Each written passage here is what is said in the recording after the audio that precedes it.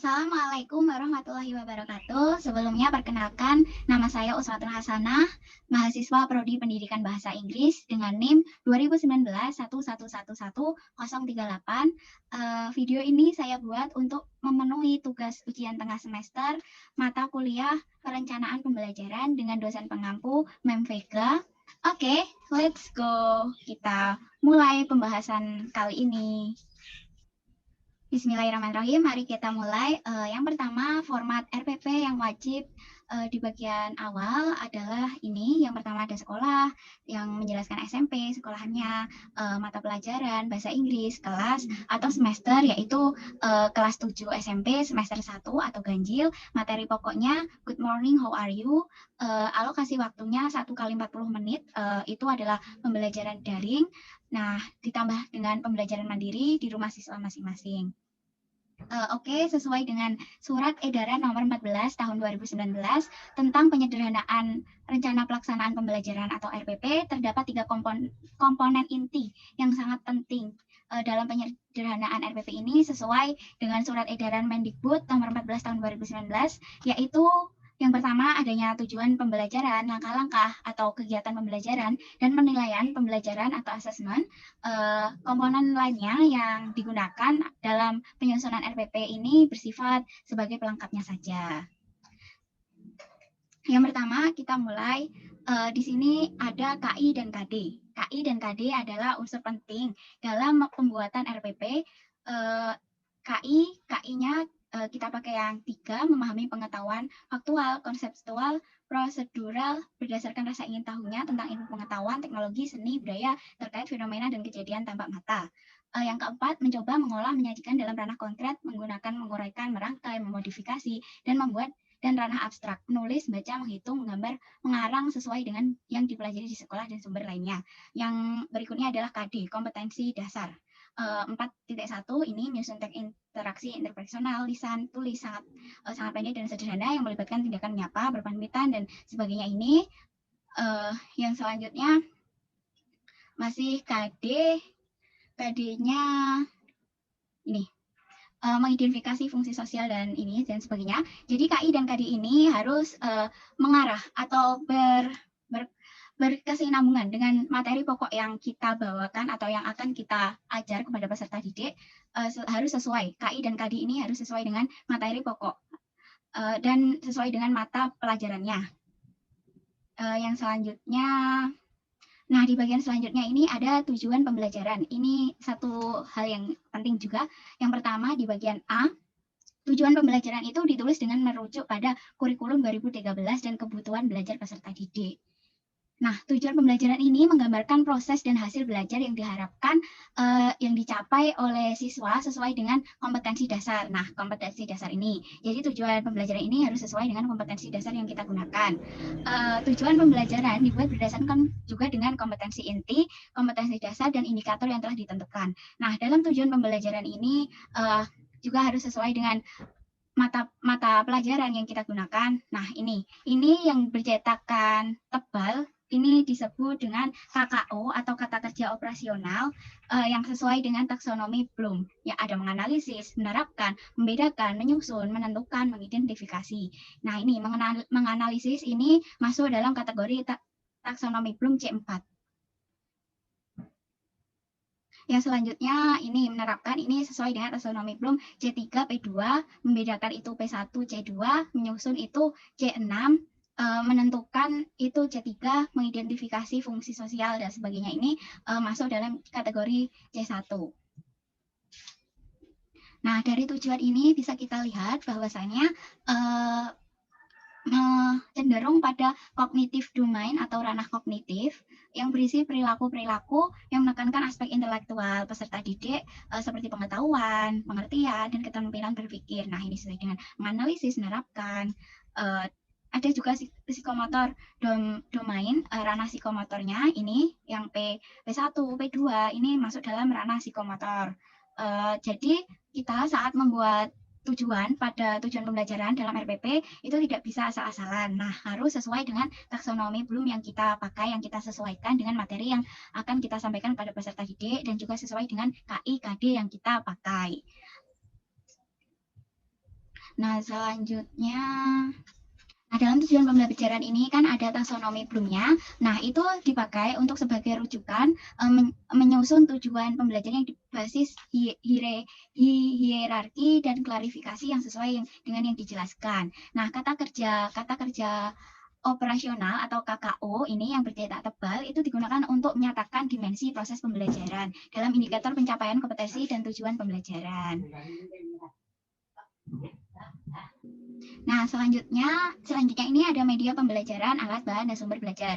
Nah, media yang kita gunakan saat pembelajaran daring ini sangat terbatas ya, tidak seperti saat pembelajaran luring atau bertatap muka secara langsung. Nah, kita menggunakan kuis untuk sebagai media selang-seling agar siswa tidak bosan. Ada lembar kerja siswa, WhatsApp group, Google Classroom ini yang sangat penting karena lengkap fitur-fiturnya dan punya kelebihan. Ada Telegram juga, Zoom, dan Google Form. Alat dan bahannya ini tergantung peserta didik menggunakan apa, tapi biasanya menggunakan laptop, notebook, HP, tablet, dan yang paling penting adalah jaringan internet. Sumber belajarnya kita menggunakan buku bahasa Inggris kelas 7 dari Kemendikbud edisi revisi 2017 yang berjudul bukunya itu When English Ring a Bell, dan YouTube channel. Nah, YouTube channel ini bisa dari berbagai sumber yang sesuai dengan materi pembelajaran yang akan kita bawakan untuk peserta didik, dan juga ada rumah belajar Kemendikbud, channel YouTube milik Kemendikbud Indonesia. Nah, yang selanjutnya adalah langkah-langkah pembelajaran atau kegiatan pembelajaran. Langkah-langkah pembelajaran ditulis secara efektif berupa kegiatan yang dapat secara langsung mencapai kompetensi dasar. Meskipun demikian, kegiatan pembelajaran tetap dilakukan secara interaktif, inspiratif, efisien, menyenangkan, menantang, memotivasi peserta didik. Nah, langsung saja yang pertama ini adalah ada kegiatan pendahuluan. Seperti biasa, pengajar luring maupun daring harus ada kegiatan pendahuluannya. Yang pertama ini membuka pembelajaran dengan membuka salam, doa untuk melalui pembelajaran di WhatsApp group atau menggunakan Classroom. Ini terserah media apa yang kita gunakan, platform apa yang digunakan oleh guru. Nah, yang selanjutnya mempersilahkan peserta didik untuk absen. Biasanya di Google Classroom itu ada platform untuk absennya. Itu tergantung dari gurunya lagi. Nah, selanjutnya menyampaikan motivasi tentang manfaat pembelajaran. Ini suatu model pembelajaran. Jadi memberikan motivasi kepada siswa untuk mendongkrak semangatnya. Guru wajib menyampaikan motivasi belajar. Apalagi ini daring. Nah, biasanya murid itu semangatnya menurun karena belajar dari rumah. Nah, selanjutnya siswa menjawab kuis pemantik semangat. Nah, ini sangat penting. Kuis ini kita bisa menggunakan media kuisis. Nah, dengan adanya kuis ini, siswa akan terpacu semangatnya dari awal pembukaan pembelajaran. Nah, selanjutnya kita, guru, menjelaskan indikator yang akan dicapai dan metode pembelajaran yang akan ditempuh. Selanjutnya, ini yang penting semua. Yang pertama, ini ada kegiatan inti. Kegiatan inti ada kegiatan literasi, yang literasi selanjutnya ada C4, biasanya para guru menyebutnya C4, ada critical thinking, collaboration, communication, sama creativity yang terakhir ini. Nah, dimulai dari kegiatan literasi. Kegiatan literasi ini bisa peserta didik diberi motivasi, panduan untuk melihat, mengamati, membaca. Intinya literasi dimulai dari awal. Yang biasanya digunakan itu sekarang populer dengan penyebutan literasi digital. Adanya video pembelajaran, contoh dialog, bahan bacaan terkait dengan materi, biasanya menggunakan buku paket yang tadi, yang ini yang pada sumber belajar. Nah, pembelajaran terkait materi yang sesuai dengan materi pembelajaran. Nah, selanjutnya critical thinking. Critical thinking yang di sini saya memberikan guru memberi kesempatan untuk mengidentifikasi, menganalisis sebanyak mungkin hal yang belum dipahami oleh peserta didik, dimulai dengan pernyataan faktual sampai ke pertanyaan yang bersifat hipotetik. Nah, ini ada ini sama dengan tujuan pembelajaran tadi, mengidentifikasi dan menganalisis. Jadi tujuan pembelajaran tadi sesuai keterikatan menurun menjadi critical thinking, menurun ke bawah sesuai dengan tujuan pembelajaran dan taksonomi Bloom yang dipakai ini. KKO-nya kita tulis lagi di sini sesuai dengan tadi. Kalau nggak salah C berapa tadi? Selanjutnya ini guru dan peserta menyusun dan menerapkan percakapan antar guru dan siswa. Jadi berpikir dengan keras dengan menyusun dan menerapkan percakapan antar guru dan siswa melalui voice note di grup WhatsApp sesuai dengan materi tadi. ungkapan salam, berpamitan, berterima kasih, meminta maaf. Nah, ini menyusun dan menerapkan ini juga sesuai dengan tujuan pembelajaran yang kita pakai, yang sesuai dengan taksonomi Bloom. Nah, selanjutnya peserta didik membedakan fungsi sosial, struktur, dan unsur. Nah, ini kita juga mengambilnya dari tujuan pembelajaran yang terikat di atas, yang sesuai. Selanjutnya ada collaboration. Kolaborasi ini sesuai dengan kognitif ya. Jadi peserta didik berkelompok mendiskusikan materi, mengumpulkan informasi, mempresentasikan ulang, memberi dan meminta informasi terkait dengan ungkapan salam, berpamitan. Nah, itu dengan berkolaborasi dengan teman-temannya. Nah, ini bisa dilakukan secara langsung atau sinkronus. Maksudnya secara langsung di sini, secara langsung melakukannya di grup. Langsung mereka berdiskusi di grup sesuai dengan jam pelajaran yang telah ditentukan. Nah, selanjutnya komunikasi. Guru harus aktif berkomunikasi dengan siswa untuk mencapai tujuan pembelajaran yang diinginkan. Nah, di sini guru wajib memberi contoh. Nah, dalam hal ini melalui lagu. Lagu sebagai bahan ajar yang bisa diakses di YouTube Rumah Belajar Kemendikbud, dan gambar dialog yang bisa diakses dari buku paket yang digunakan.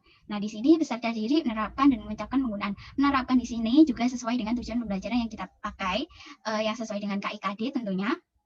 Nah, ini bisa merekam dan bentuk voice note dikirimkan melalui Google Classroom atau WhatsApp Group. Nah, ini bisa dilakukan secara asinkronus atau tidak langsung. Misalkan ini sebagai tugas, jadi ada jeda waktu pengumpulannya. Jadi siswa memiliki waktu untuk membuat tugas ini terlebih dahulu, lanjut untuk mengumpulkannya dalam platform Google Classroom atau WhatsApp Group. Yang selanjutnya creativity. Nah, untuk creativity ini siswa peserta didik didorong untuk mandiri, untuk belajar sendiri. Mereka diberikan lembar kerja siswa sebagai penugasan pada buku paket When English Ring a Bell. Nah, dalam buku paket yang berbentuk PDF. Pada aktivitas ini peserta didik diminta untuk membedakan. Nah, di sini ada lagi tujuan. Kita ambil dari tujuan pembelajaran, membedakan dan menulis kalimat fungsi sosial, struktur, teks, dan unsur kebahasaan. Ini sesuai dengan tujuan pembelajaran kita tadi dan sesuai dengan KIKD yang kita gunakan, sesuai dengan taksonomi Bloom. Lalu hasil yang dikirim melalui Google Classroom. Nah, ini sama seperti yang di atas, jadi dilakukan secara asinkronus atau tidak langsung. Nah, ini kita masuk pada bagian kegiatan penutup. Nah, kita sampai pada kegiatan penutup. Tadi kegiatan inti dilanjut dengan kegiatan penutup. Nah, di kegiatan penutup ini, guru dan peserta didik membuat kesimpulan tentang hal-hal yang telah dipelajari terkait dengan materi. Peserta didik diberi kesempatan untuk menanyakan kembali hal-hal yang belum dipahami melalui kolom komentar Google Classroom atau menggunakan platform yang lainnya. Kemudian guru akan memberikan pertanyaan. Guru juga memberikan pertanyaan agar peserta didik memberi umpan balik apa yang telah mereka pelajari, apa yang telah mereka pahami. Jadi seperti siswa bisa menjawab pertanyaan dari guru sebagai feedback pemahaman terkait dengan materi yang sudah disampaikan. Dan dalam kegiatan penutup ini, guru juga menyampaikan rencana pembelajaran selanjutnya untuk minggu selanjutnya dan diakhiri dengan salam penutup dan doa. Nah, ini saya kurang menulis doanya. Selanjutnya, nah, kita masuk dalam bagian penilaian. Ini bagian akhir dalam rencana pembelajaran RPP. Nah, penilaian ini, prosedur penilaian pembelajaran dibuat secara sederhana dengan tetap memperhatikan indikator pencapaian kompetensi dan mengacu kepada standar penilaian. Dengan adanya kebijakan penyederhanaan RPP ini, rencana pelaksana pembelajaran RPP bisa saja dibuat hanya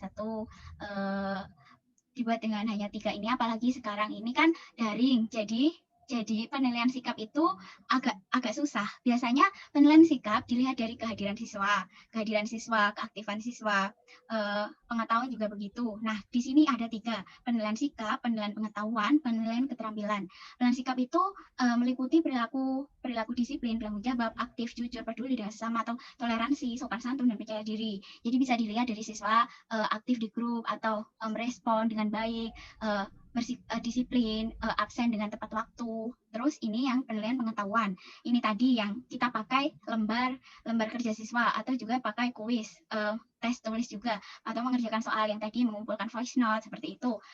Penilaian keterampilan. Nah, ini berupa penilaian untuk kerja, penilaian proyek. Nah, ini biasanya diambil dari kerja kelompok atau siswa membuat suatu produk atau portofolio yang digunakan sebagai penilaian keterampilan. Jadi itu tadi terkait mekanisme pembuatan RPP. yang dari awal kita mulai KIKD, tujuan pembelajaran, media, langkah-langkah, dan terakhir penilaian. Dan itu tadi dari saya, sekian. Terima kasih, bila ada kurang lebihnya, saya mohon maaf. Wabik walidayah, wassalamualaikum warahmatullahi wabarakatuh. Terima kasih.